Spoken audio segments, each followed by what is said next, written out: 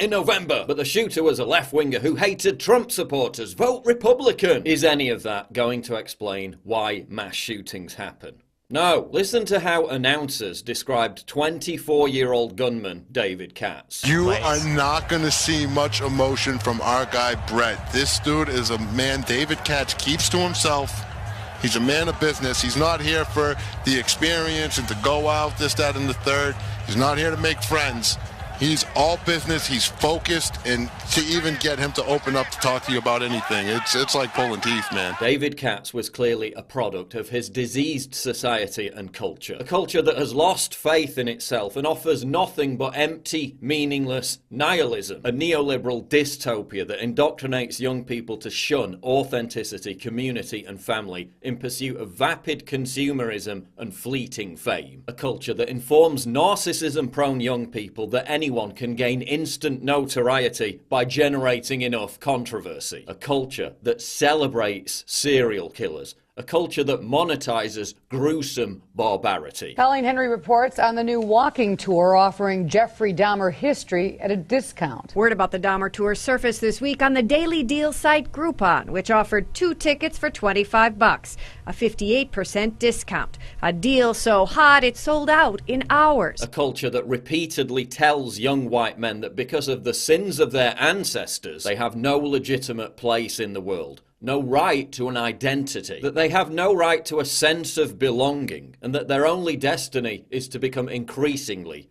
atomized. A society that has normalized and accelerated the evisceration of the family unit, creating a generation of aimless, disconnected, angry young men from broken homes like David Katz. Atomized, disparate, lonely losers whose only way of redressing their own pain of isolation is to inflict physical pain on others. As Thomas McGrath writes, where once a family or community group may have picked them up or supported them, they fall deeper into their failure, placing it entirely on their shoulders. And that in itself makes it easy to sacrifice everything when you have nothing to lose. Look at the locations where mass shootings happen. They're all places where the public has organized itself into a community. Workplaces, schools, churches. In this case, a video game competition where the participants all shared the same interest. The shooter takes revenge for being rejected by the community, for being atomized. And as these communities become weaker and more sparse, with civic participation in rapid decline, the smaller they become, and the more atomized, isolated individuals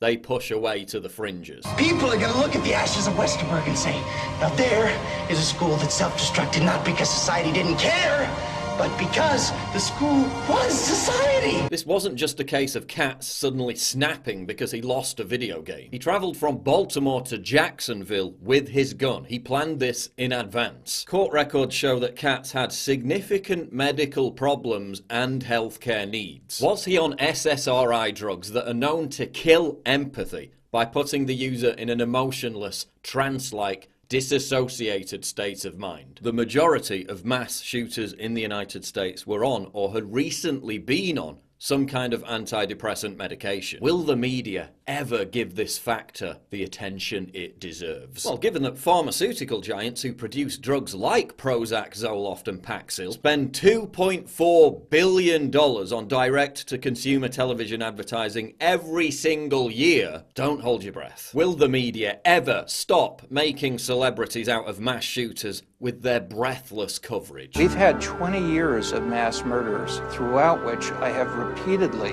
told CNN and our other media, if you don't want to propagate more mass murders, don't start the story with sirens blaring.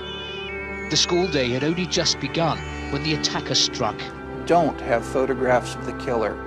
The 17-year-old's 3-hour rampage ended in his own death. Don't make this 24/7 coverage. The German Chancellor is about to give her reaction. We'll bring that to you live. Do everything you can not to make the body count the lead story. Carnage in the classroom, 16 people are dead. Not to make the killer some kind of anti-hero. Dressed in black combat gear, the gunman opened fire at random. Do localize this story to the affected community and make it as boring as possible in every other market.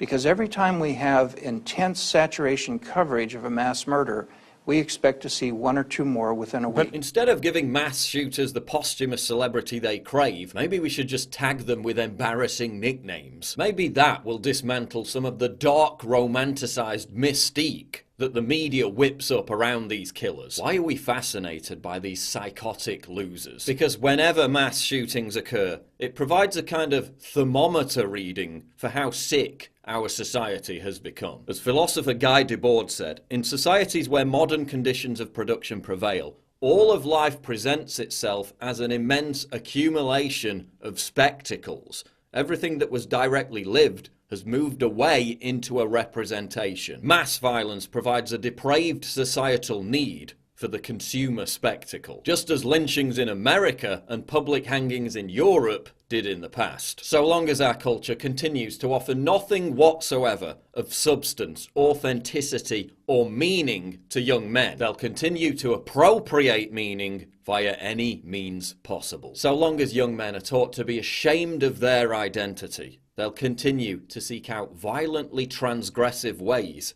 to establish their identity. So long as family, community, and civic society continue to wither and collapse, young men will continue to fall through the safety net that would otherwise have offered protection. Young men like David Katz will continue to become more and more atomized.